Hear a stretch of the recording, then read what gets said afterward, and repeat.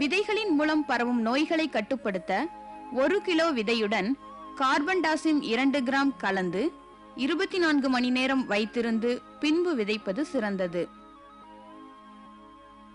பூஞ்சால விதை நேர்த்தி செய்த பின்பு அசோஸ்பைரில்லம் நுண்ணுயிரியுடன் விதை நேர்த்தி செய்ய வேண்டும். 1 ஹெக்டேர் விதைப்பிற்கு 3 பொட்டலங்கள் போதுமானது. அசோஸ்பைரில்லம் விதை நேர்த்தி செய்ய முதலில் ஆரிய கஞ்சியை எடுத்து அதில் அசோஸ்பைரில்லம் நுண்ணுயிர் உரத்தை போட்டு நன்றாக கலக்க வேண்டும். இதை விதைகளின் மேல் நன்கு படும்படி இட்டு நன்கு கலந்துவிட வேண்டும்.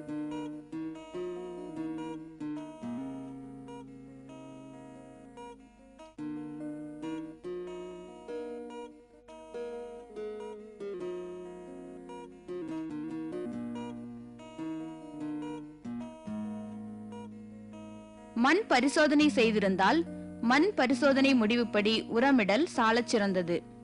அப்படி இல்லை என்றால் ஹெக்டருக்கு 135 கிலோ தழைச்சத்து, 62.5 கிலோ மணிச்சத்து மற்றும் 50 கிலோ சாம்பல் சத்து கிடைக்குமாறு உரமிடல் வேண்டும்.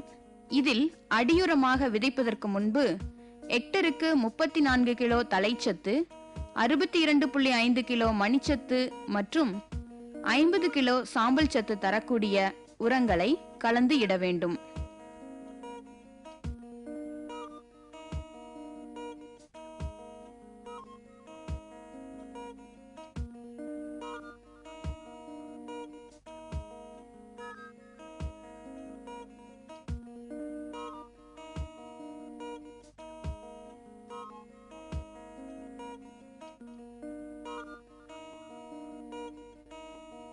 ஹெக்டருக்கு 50 கிலோ தொழு உரம் மற்றும் தேவையான அளவு மணலுடன் 10 பொட்டலங்கள் அசோஸ்பைரில்லத்தை நன்கு கலந்து சீராக இட வேண்டும்.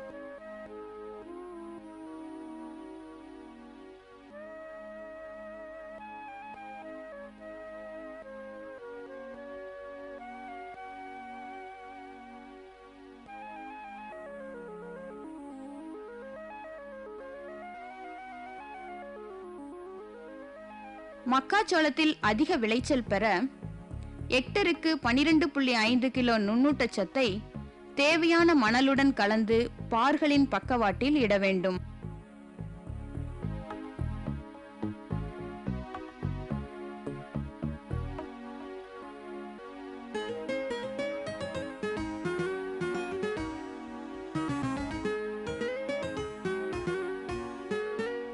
விதைகளை குழிக்கு 1 விதை என்ற அளவில் விதைக்க வேண்டும்.